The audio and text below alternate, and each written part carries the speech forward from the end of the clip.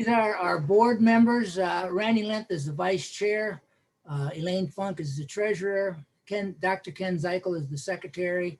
And also Ron Kaiser, Tom Klingman, Kathy Kether are our other board members, and our program manager, Jolene Jansen, and our communications specialist, Ashley Altoff.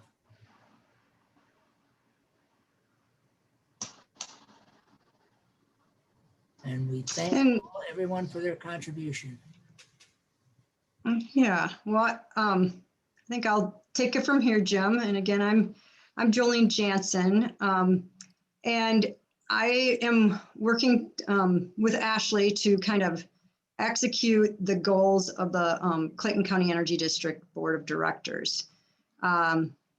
So I want to make sure everybody can hear me all right. Is that right? I'm not on.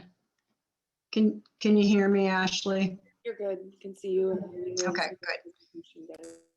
All right. So our question was, at the beginning was, are you familiar with our Green Meets Green strategy for strengthening community? And really today is going to be about that. But what we mean when we say green meets green, we think our energy districts, our local energy districts, are at the intersection of where clean energy prosperity meets climate stewardship. So the green of the dollars meets the green of climate sustainability. And we're going to talk a lot about that today. And as the Clayton County Energy District exists as the second energy district really to have been incorporated in the nation, we are now proud members of the Clean Energy Districts of Iowa.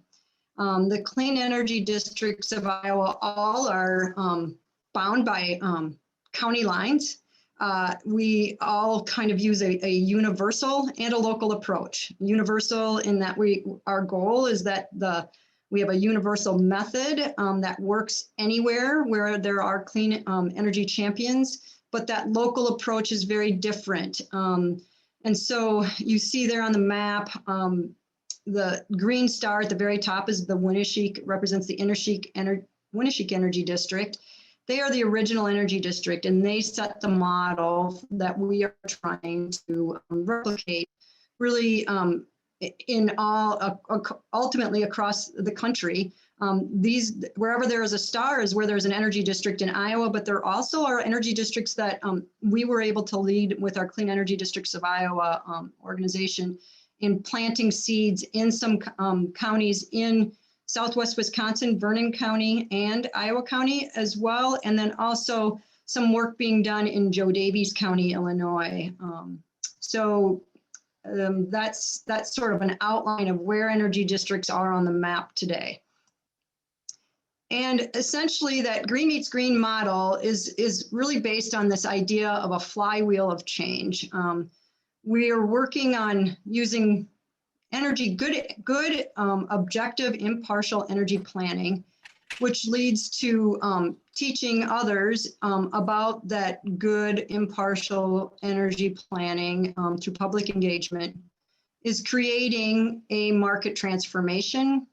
And when the market has been transformed, then there needs to be advocacy done for that good movement. And by doing all of those things, you end up with very ready and strong communities. And that really is our goal, is to strengthen communities by leading the inclusive local clean energy transition. And we believe that when we work towards a locally led and locally owned clean energy transition, we will get to that energy prosperity and climate stewardship in our locales. We believe that it all happens at the grassroots.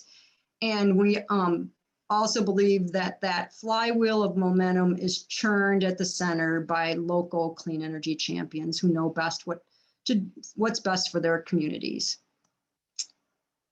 So this year was different than when we got started in 2016. We had to do our work in a pandemic. And so knowing that we had to do our work within a pandemic, we had to incorporate socially distanced and safe measures. And I think, as you'll see through our presentation today, that we were still able to get some things done and really make some impact on our local community in the lens of the clean energy transition. And we'll kind of go through some of those projects today. This year, we were able to complete one of our goals, and that was to put out 5,000 LED light bulbs into the households of Clayton County residents. And why would we do that? And so this is just a quick formula showing the savings that happens by making a conversion from incandescent light bulbs to LED light bulbs.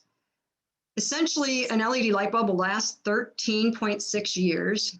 The savings that will accrue by using an LED as opposed to an incandescent per bulb over 13 years is $83.50.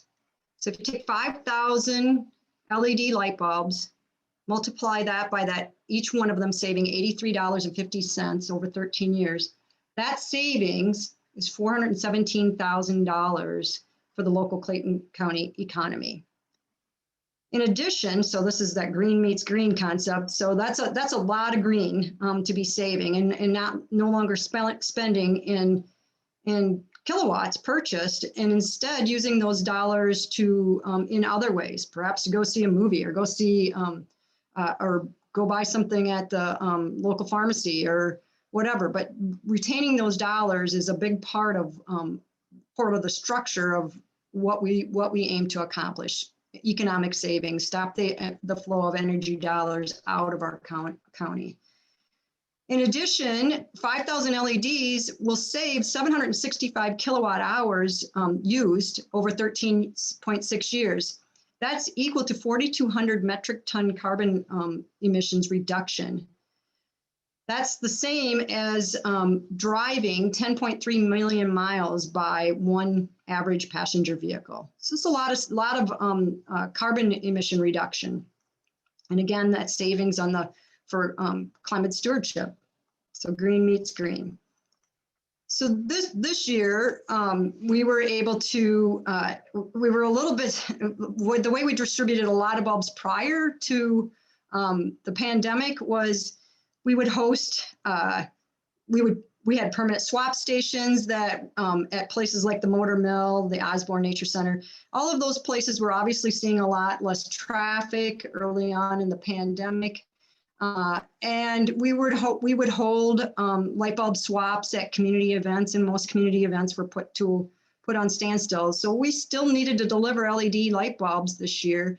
And so what we did is we used a summer intern who developed the free LED delivery program, and we delivered 3,000 LEDs to the porches of 375 homes. And I think this little video, it's not much, it just gets literally showing the walking of the light bulbs to the front porch and grabbing their old bulbs. And that's another part of the project, is we recycle the incandescent or CFL bulbs. But that's what we did. We've identified 375 households through a mass mailer, and we used an online sign-up form, and we had way more requests than we could actually fulfill. And we wanted to make sure that we were equitable in our process. So we divided the county in thirds, and we delivered light bulbs to 125 households in the north, central, and southern parts of Clayton County, and got her done. We did have these swap stations set up. They were less active, obviously, this year.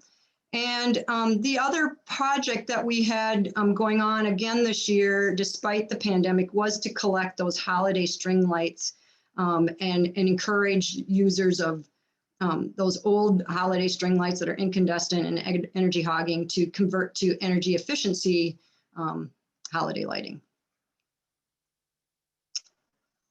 Oop. That's not what I meant to do. Let's see if we can do this. So we'd like to really thank the Clayton County Board of Supervisors for their partnership this year. They agreed to essentially be the collection depot for those holiday lights. We had boxes set up all over the county, and then we took them, in years past, we were delivering them all on our own to making trips up to the Winneshiek County Recycling Center where they are recycled. And the Clayton County Board of Supervisors has done two things to support the Energy District's mission this year, and that is to transport all of those lights, and it's hundreds and hundreds of pounds. That's just a small selection of them. And they also are, you saw in the video that we collect those CFL bulbs, and those are considered hazardous waste. And so to dispose of those, it does cost 50 cents a bulb to dispose of them, and that's 50 cents per bulb that we as a nonprofit organization don't have. And so the Board of Supervisors agreed to pick up the tab on the cost to get those hazardous CFL bulbs properly recycled. So we're grateful to them for their support. Yeah, and that's just showing us that that's where that material, the holiday, the string lights, and also the incandescent bulbs, as well as the CFL bulbs, all go up to the recycling center in Winnebago County. Another problem, boots on the ground program that we issued this year and that worked out fairly well because of the pandemic was to introduce the county to the Cool Congregations program. This is put on by a national organization called Interfaith Power and Light. There is an Iowa chapter of Interfaith Power and Light. And essentially, Cool Congregations, again, is a program that was developed by IPL. They developed a calculator and helping not just churches, the buildings themselves, but their congregations tune into the idea of climate change and global warming and how they might reduce their carbon footprints. And there was an actual award system that they've developed for churches that have been able to achieve at least a 10% certificate, a 10% reduction in their carbon footprint. And so we had a summer intern that worked with us this summer, identified several churches that might be interested in learning about the program and having their carbon footprints measured. And as a result, we went to, let's see, St. Joseph's in Elkader, a church in Garnavillo. I should have probably had those listed out here. I don't know if they're on a slide or not, but one in Garnavillo, another one in Guttenberg, and Strawberry Point. And we did find that in just sort of introducing the program to these churches, that St. Joseph's in Elkader actually had a measurable 10% carbon footprint through simply putting in a thermostat that by putting in a, what do I want to say? They were able to reduce their natural gas bills by putting in a programmable thermostat, and they did an LED transition in the church, and it led to some pretty significant reduction in their energy costs. You can see that from 2016, when they put those programmable thermostats in, to 2018, they saved about 6,370 therms and 27,000 kilowatts were reduced from that LED transition. So that was a great program, and we're not done. And we have the if you know of any churches that might be interested in learning more about the carbon calculator, let us know and we'll connect you. Other things that we did this year, aside from some helping with some energy planning, and boots on the ground energy planning work, we also did do some pretty significant public engagement work through our Lunch and Learn program. We started this in April, where we did introduce again that Cool Congregations program, and Alyssa Corkery, who actually led that program on the ground. In July, we welcomed Josh Burns, who's the municipal utility manager in Osage, Iowa, where they have a real large municipal-owned solar farm. And he told us how the solar farm works for the customers of that utility. It was very interesting. In August, our summer interns reported on their projects. In September, we welcomed Amy Buska, who is a retired actuary scientist, and she talked to us about local weather patterns and the connection to climate change. In October, my cohort or partner up in the Winnebago Energy District, Joel Zook, and I talked about the West Union Shared Geothermal system. That's a project that he and I are working on to study, and wondered whether or not that model might be used by other communities. And it's been a very interesting project. So if you want to know any more about that shared geothermal loop system over in West Union, reach out to me. In October, we led the Clean Energy Tour for Leaders. We're going to talk a little bit more about that in a little bit. In November, we had a joint lunch and learn session talking about the Energy Bill of Rights, and I'm going to talk about that again a little bit further in the next couple slides. And then we also in December concluded our series for 2020, talking about our EV charging project. Another way that we engaged this year was through a grant that we received from the Alameda Clayton Electric Cooperative. And we developed an LED, kind of a climate change LED curriculum, and how we can get to economic savings, household savings, that green meets green thing, and help the planet at the same time. We delivered that curriculum to 3 participating schools, one in at EDCO, another one in Clayton Ridge, and another one up in Postville. And we then, they delivered the instruction. It was a 3-day lesson plan. And then they brought in the students, the 95 students that participated, collected their old incandescent lights, and we delivered LED lights to all of those 95 students for their households. One of the little quick videos that's in that lesson plan that I think is really demonstrates well the amount of energy that it takes to power incandescent versus LED lights is demonstrated here. So I'm just going to play that real quick, and hopefully it plays.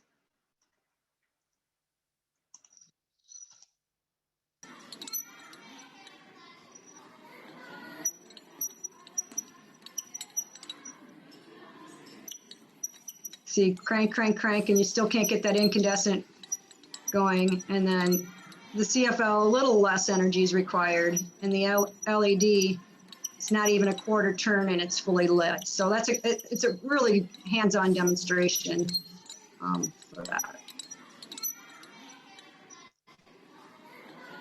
Okay, so, and then, like I said, so we do some boots on the ground energy planning.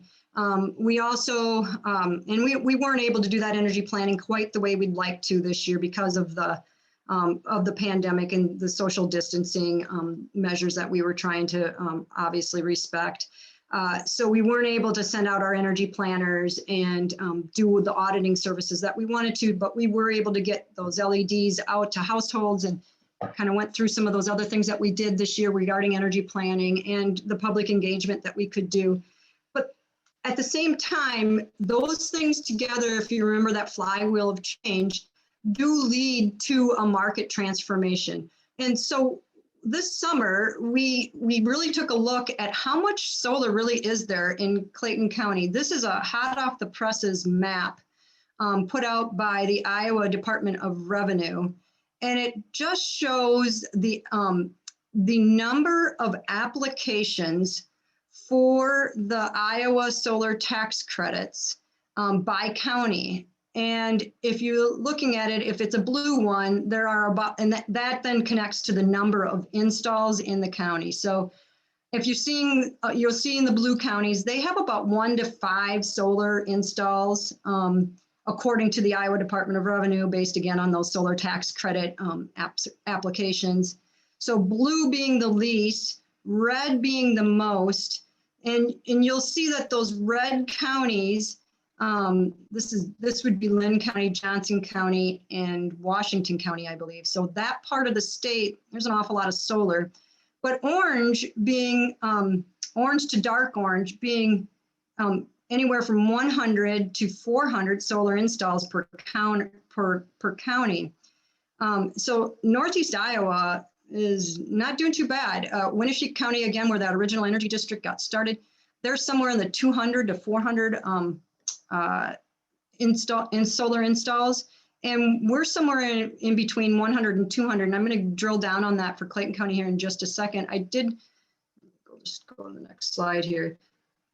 Again, our summer intern this summer worked on basically trying to quantitate the amount of solar in Clayton County and used several measures, working with the Iowa Solar Energy Trade Association, ISETA, using those Iowa Department of Revenue dollars, actually just driving all over the county and trying to quantify it that way. In addition to working with the solar contractors that we know do business here in Clayton County. And you'll see that essentially we're looking at now cumulatively about 1.3 kilowatts or 1.3 megawatts of solar here in Clayton County. And what's that? What does that actually mean? And can we actually, does the Energy District get to claim any of that? And I don't know that we can say it's a direct, that the Energy District completely caused every single solar install put in since we started meeting in 2015. But it's not nothing as far as us being present and doing our work and trying to execute our mission. It is a fairly steady increase since 2015 that we kind of started being a pretty decent advocate and sounding board and working to facilitate that market transformation. So, and I think that might be reflected in the fact that, you know, the businesses that benefit from the clean energy transition are fans of the Energy District, and they do support us. Because, you know, we're working to support their business as well. So we've seen about a 400% increase in solar since 2015 when the Energy District was created. And there's about 1.3 megawatts of solar in Clayton County. That's privately owned solar. If we were to throw in the REC's large solar install over in Strawberry Point, I think it actually doubles that. So we would be more like at about 2.3 megawatts of solar in Clayton County. And that's in counting, that was through July of this year. It takes a lot to keep on track of that. And no one's required to let us know if they own solar or that they put up solar. Sometimes we get asked about it, and we do refer them through our solar contractor network that we have.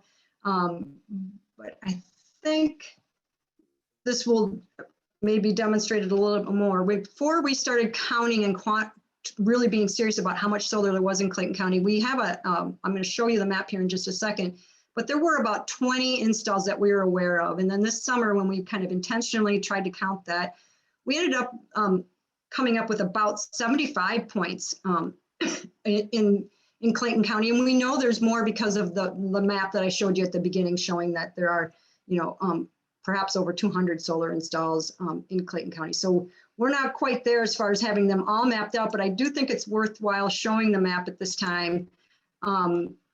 That's on our website, which is claytoncounty.energydistrict.org. And this again is that map, but what's cool about it is if you know somebody that's interested in solar and they want to know what, you know, they see a solar panel and they want to know a little bit more about it, each of these maps points are not only mapped with, oh, shoot. Get back there. Yeah, it does want to screw me up here. I'm not going to be able to show that, but let me see if I can do one lower here. Yeah, and so that shows you the install, what it looks like, who installed it, and how much solar it was, how much solar there is. In this particular instances, I think this is Christensen's. There's 15 kilowatts of solar there, and that it was installed in 2017. So lots of information. The thing that we know for sure is that solar begets solar. If your neighbor has solar, it's not going to be a out of range question to ask. You know, tell me more about your solar project. So if Sam's putting it up, then maybe John's going to put it up too because of the benefits. Let's see. I feel like I might have. Did I get out of full screen here? Yeah. Okay. The other thing that really probably one of the bigger efforts of our entire board this summer or this year was to work on the directive of changing the climate in Clayton County's EV charging station desert. We really are working towards this electrification of transportation.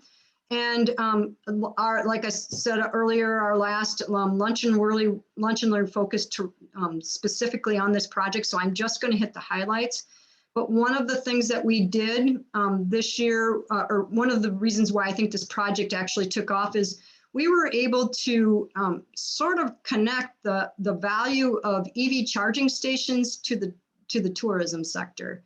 Essentially, if you own an EV vehicle, or you know people that do, you know that they don't go anywhere in their vehicle if they know they can't get to a charging station. In that, if you're going to go somewhere, there's got to be a charging station in order for you to get back home, unless you're going to go within the range that you have on your vehicle. So if you're in Des Moines and you want to come up and you want an electric vehicle, you might not consider Clayton County as a tourist destination, because at the moment there are no charging stations in Clayton County, and you got to have a place to plug in.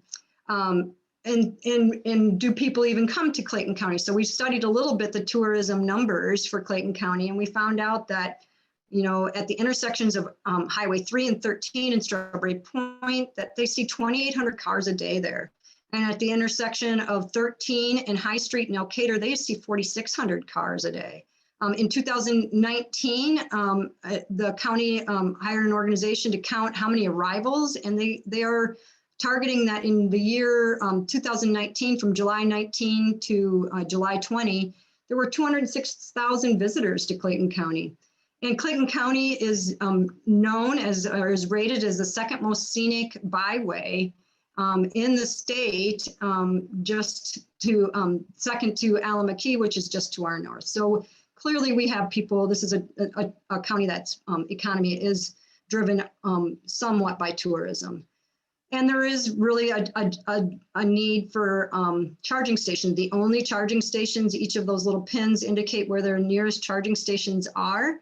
And the one right now that exists, there may be one other one that I found out about since we put the slide together, but the one that you could use right now is out at Brown's in Elkader, and it's obviously situated in not all that attractive of a spot in between the two service bays at Brown's sales. So we put together a project to put, it was a $67,000 project to install 5 dual port level 2 chargers. Dual port meaning two cars could charge at the same time. And they will charge at about 80 miles an hour. And we put a project together and a proposal to the Upper Mississippi Gaming Corps, and were awarded that grant. And so the Energy District is now in possession, and the charging stations are in the county, and we're waiting for the weather to be more favorable for installing those charging stations. We partnered with the cities of Elkader, McGregor, Strawberry Point, and Guttenberg and Marquette, and each of these towns have agreed to cover the cost of installation, about somewhere around $5,000. Some of the towns that are in the Alliance Service Territory will be rebated some of that cost. They will also obviously provide the location of the charging station, and they need to put it somewhere where there is actual power, and they need to have cellular data available in order for the network services to work on those charging stations. And then they will obviously accept the transfer of ownership once they're installed. This is where they are over in Strawberry, featuring the mayors of each of these cities, and in each picture, that's what the charging station will look like. So all of these charging stations are going to be located in these towns, where it'll be, you'll let your car sit, you'll let your car charge, and people will walk up the main street and do a little shopping during that time while those cars are charging. There's in Guttenberg and McGregor and Marquette. So again, we've gone through market transformation in our work that we did on that segment of that flywheel of change. And then of course, we need to work on advocating on all of this market transformation that we've created through energy planning and information and education. Then we got to fight for the right to continue on some of these practices. So one of the things that we really spent a lot of time on this year in partnership with other energy districts is working on something called the Iowa Ratepayer Bill of Rights. It's a draft document right now, but it's the idea based on the fact that really something that's not maybe completely understood, but no matter who you are or where you are, you don't get to choose where you're going to buy your power. You don't get to choose how you're going to how you're going to use where you're going to buy your energy from. You get to pick where you're going to buy you get to go anything else. You get to just do fair market value, go out and decide where you're going to shop. You can shop for most things anywhere you choose, but not your energy. So we feel because of that there's some rights owed to us for the fact that we operate under monopoly utility environment. So we're working, I should say, on developing the Energy Ratepayer Bill of Rights, and know that there are just certain areas where it makes sense to ensure the rights of ratepayers, people who pay for energy. No one gets by a day without consuming energy in some way. It's necessary to thrive, essentially. So we've developed some rights under the categories of energy efficiency, under the areas of consumer-owned generation, the private solar owner generation and storage, community and clean energy and distribution, and then also some rights regarding consumer protections, transparencies, and public health. Essentially, when we reduce costs and increase access for everyone, we have stronger communities. So this is part of the preamble, and I think it's worth just reading it right off the screen. Iowans must have the right to access, contribute to, and benefit from a clean energy transition. In order to create a just and livable Iowa for all, an Energy Ratepayer Bill of Rights is needed today and for future generations. Okay, and I think Ashley is going to step in here and just talk a little bit about this, our clean energy tour that we held for community leaders. Yeah, so this last October 28th, Jolene and I put together this clean energy tour for leaders, and our biggest goal was it wasn't like opened up to the public. We specifically invited community leaders in Clayton County and our state legislators so that we could specifically have this group of people that can be aware of the energy district and what we're doing and our mission, and then share that with their higher positions and be able to also advocate with that message. So our, if you go to the next slide. Oh, sorry.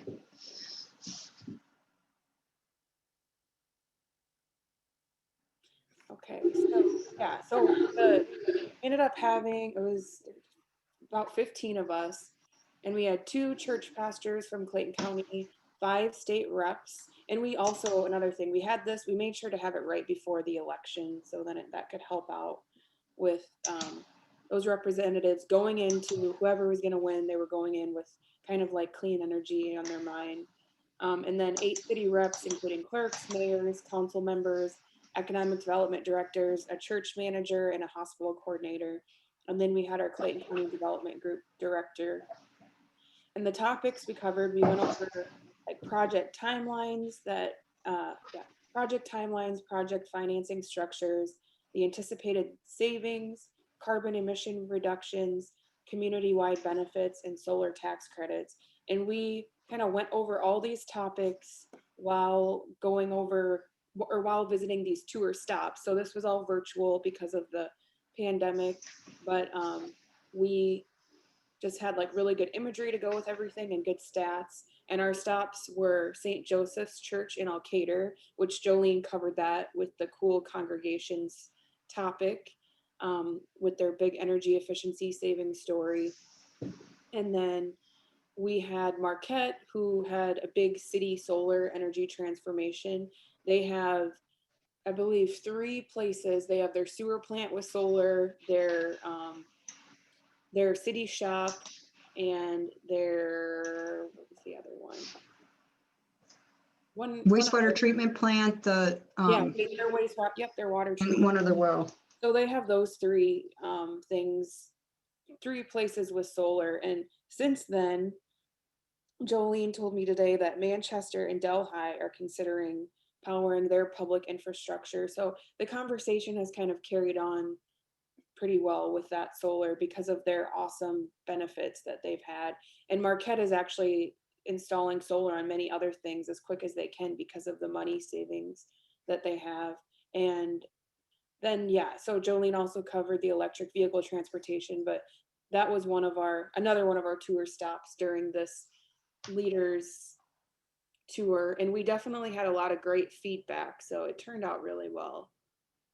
It did, yeah. And one of the main reasons for holding these clean energy tours, and we actually did them throughout the energy district movement. So all of the energy districts that you saw on that map hosted their own local clean energy tour for their local leaders. And it just helps in building those relationships for those people that are decision makers and giving them some information and background and opening up those channels so that they feel comfortable reaching out and asking questions. I know, I think it's maybe on this next slide, and this net metering net metering law that was codified this year, because of those relationships that we have built.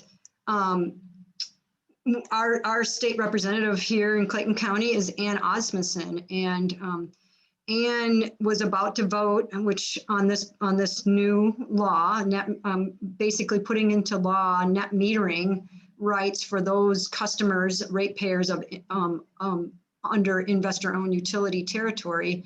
And it just basically protects the right of those to own solar and to get credit for those kilowatts that are generated by the sun, and go making sure that they get that credit back, so that when you're making that solar and you don't use it right at that moment, that you get it back at 100% the value of what it is to cost to generate that. So when that law was being voted on, and it took 2 years, and it was really a complete flip. At first, it was very opposed and had no momentum whatsoever, but because of honestly, partnerships with the Iowa solar industry and Iowa farmers and other clean energy advocates, and doing things like these clean energy tours and having conversations and developing the relationships with our legislators, it totally flipped, and it became a positive law. The part of the story that I wanted to really relay is that right before Representative Osmundson voted on that, she texted me and asked, is this exactly what you've been talking about, and is it the way you're hoping it to turn out? And so that was a great thing to be able to have those channels opened up. And I think building these relationships through having tours and these education seminars for our local decision makers have been fairly helpful.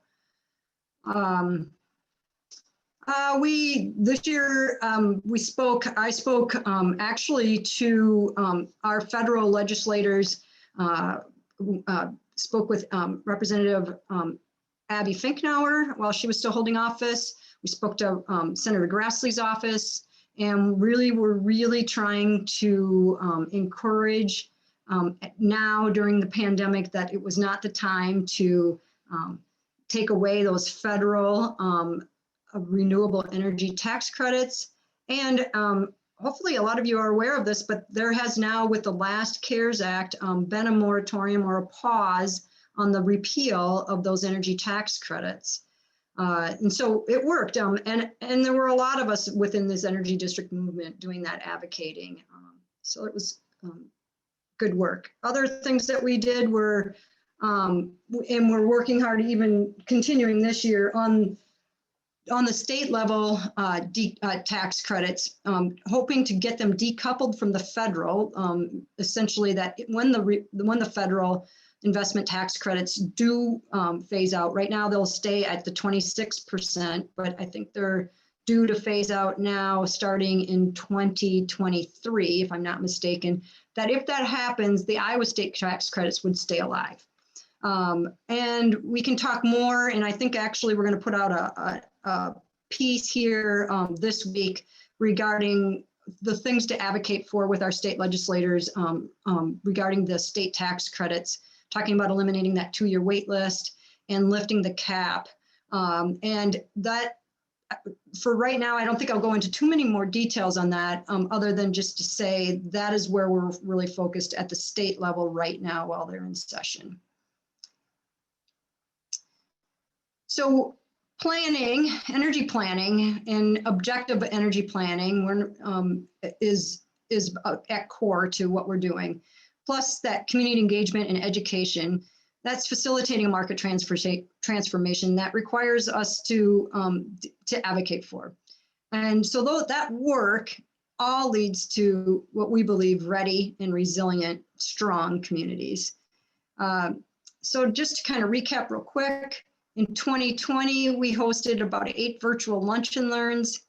We hosted that really impacting virtual clean energy tour for leaders.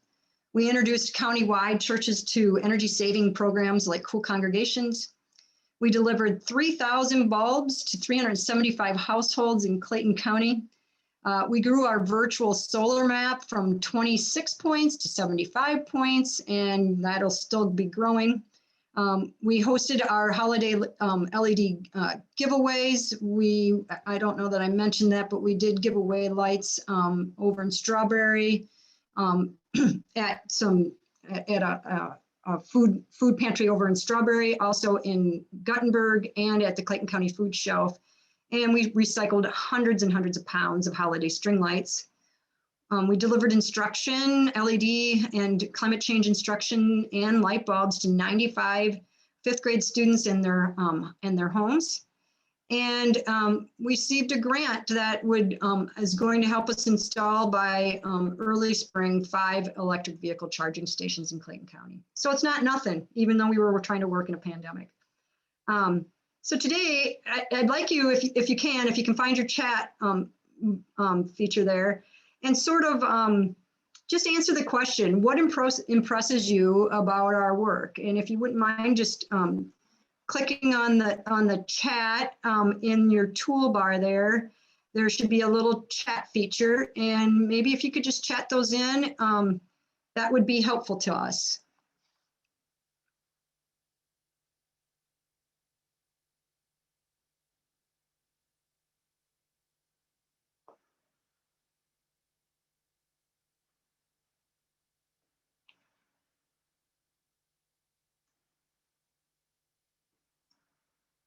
And then I think we'll keep moving on here. So if you get a chance, or if you want to reply to us and you want to let us know via email what is impressing you the most, let us know. And actually we can go maybe back to those questions, these questions too, at the end, if we have a little bit more time. So what impresses you most about the work that we're doing?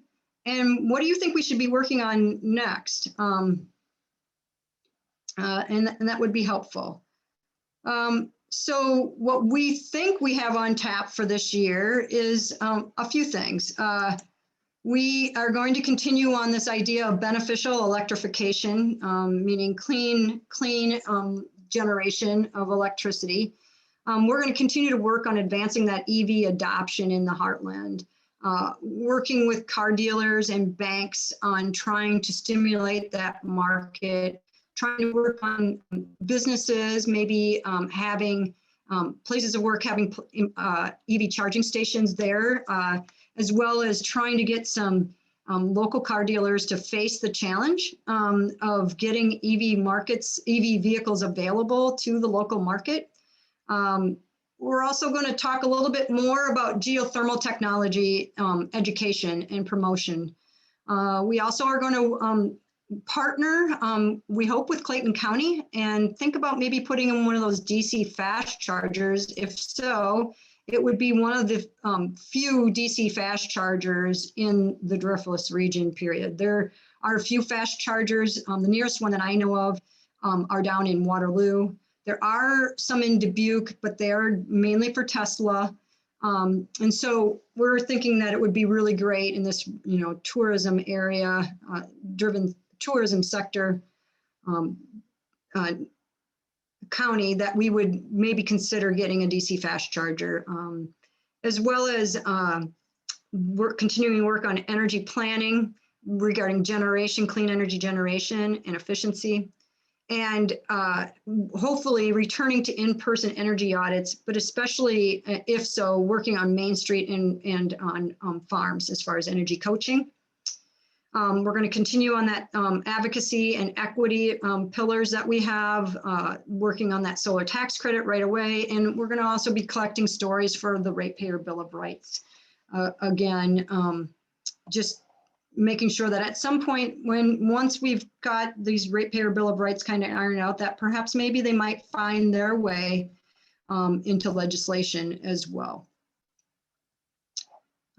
Okay, so I think I just want to actually recognize our partners. Again, we've mentioned that the Allamakee-Clayton Electric Cooperative was great partners with us, and they're giving us that economic development grant to work on getting education LED curriculum out to the schools in Clayton County, the Upper Mississippi Gaming Corps. The REAMP network is a network of those organizations that are about climate stewardship and local clean energy transition. And they were able to give us an emergency grant this year of $5,000, which was really very helpful because we really had a hard time raising dollars this year because of the pandemic. And of course, the clean energy districts of Iowa and those cities, McGregor, Elkader, Strawberry, Marquette, and Guttenberg, have been great partners. We have a list of members, supporting members on our website, again, claytoncounty.energydistrict.org. And you can look at who supported our energy district with their treasure this year. And, you know, I'd just like to thank everyone who does help sustain our mission. Without your support and your partnership, we would not be able to do the impact that we're doing. We're a nonprofit organization. We're running on either grants or the generosity of those who believe in our work. And without it, we can't continue this work. And we do believe that we are making a difference here in Clayton County in leading that clean energy transition. This is where we're at. In 2018, we held a membership drive after a couple of years of work. We decided we needed to go out and show people what we were up to. So we hosted a Green Meets Green dinner, and we were able to, a couple of them, I should say, and we raised around $5,000 in 2018. In 2019, we did a lot of different fundraising activities. And we were able to, you know, show us the work you do, and they show us the money, and we raised just short of $8,000 in just membership drive donations. And in 2020, we did fall back. And so we have a larger goal this year, and we're hoping that what you heard today might move you to supporting us and at least sharing our story with people who you think might align well with us and understand that they may have some treasure that they could share with us so that we can continue our work. Ashley is going to talk to you now about how you might be able to make those donations. Yeah, so we've set up an account as a nonprofit with Give Lively, and it's a really simple way that anyone can donate. We just got this set up this last year, and I'll have Jolene go to it in a little bit so you can see it. But so we're doing this year our Green Meets Green appeal, and it's really nice because Give Lively has a nice platform to track our $10,000 goal. But there's 3 ways to donate. You can text support CCED to 44321, or you can send a check to an address, and all this is available on our website also. Or there is the link, which is also on our site, to donate. And it's really nice because we like to give specific examples of how your amount can impact like our clean energy mission. And so, yeah, so you'll see we're at what amount we're at. We started this in December of 2020, but there's options to become a one-time donor, or you can become a sustaining donor and donate monthly, and it's very convenient. It will just automatically come out. Even we have a sustaining donor that donates $10 a month, and we greatly appreciate that. It's a manageable way for them to share. Yeah, well, again, hopefully you've thought what we presented today was worthy. I'm gonna stop sharing the slides here and just maybe see if there were some questions that are maybe answers that came in the chat that. Yeah, I can read some of those. So some of the things it looks like that impressed with what we've done this year. Barbara Collins said, I'm impressed with how you work with everyone from churches to schools to residential to cities. Great job. Thank you. Larry Stone says, leaders tour was a good idea that showed results. Carolyn Rosacker said, and I and several of my friends were excited about the LED bulb swap and that you found creative ways to continue the program through the pandemic. Jeff Grayson said, I'm involved with an LED bulb exchange in Iowa County, Wisconsin. The CCED was very helpful with ideas to help us execute our bulb exchange during the pandemic. Thanks so much. Thanks, Jeff. And then Michaela Freiberger, who is the Dubuque County Energy District program manager, she said making the activities able to be duplicated in other counties. And then Rob said tracking success of solar installation. Great. Well, I think that about covers it. It's getting close to 1 o'clock here. Does anybody want to chime in at all or have anything that they'd like to say or suggest? Want to know where you can send your check? We can give you that information. I don't know. I think I was going to say that we do have a couple board members with us today.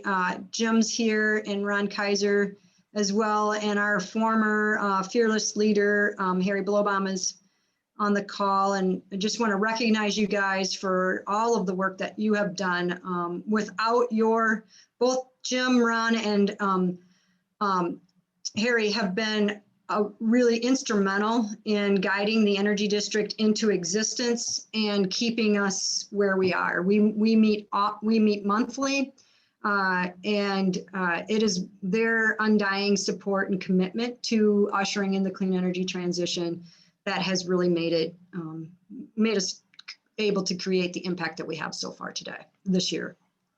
So thank you, everybody, very much. Anybody else, anything else for the good of the order? Thank you again for your time. I will say this, we will take this work, the slides, as well as the recording, and it will be available online. And again, if you want, and our benchmark report, which instead of listening to this whole recording, you can see all of this kind of at a glance. And I should have mentioned that earlier. The benchmarks are, our impact report is on our website, pretty easy to get to. Again, you can donate very easily, and you can keep up with what we're doing by joining our email list, as well as paying attention to our website. And when we do something, we put it on there, and we have information to share, we put it on there, and you'll be hearing from us. Like I said, before the end of the week, we'll put out some fact sheets from the Iowa Environmental Council on why we really need to work hard at decoupling that Iowa solar tax credit from the federal and restoring the cap and pay down that waiting list, and look forward to more details on that. But so again, thank you everyone very much for your time, and we'll see you next month. I should bet one more. It seems like I'm about ready to close out, and then I think of one more thing. We are going to host our next Lunch and Learn. I think it's February 17th, if I'm not mistaken. Let me look real quick here. Wednesday, February 17th at noon again. And that will be from our friends at Iowa Business for Clean Energy, a new organization making a big impact, especially when it comes for advocating for clean energy and energy efficiency, as well as clean energy generation for businesses, and how that really helps businesses do well. When you're energy efficient, spend less on your energy, you have more for your bottom line and your mission. So, all right. Anyway, that's it. Happy New Year. Thank you. Bye-bye. Thank you, one and all. Bye. Great job, Ashley. Thanks, Jim. Thanks, Jolene. Yeah.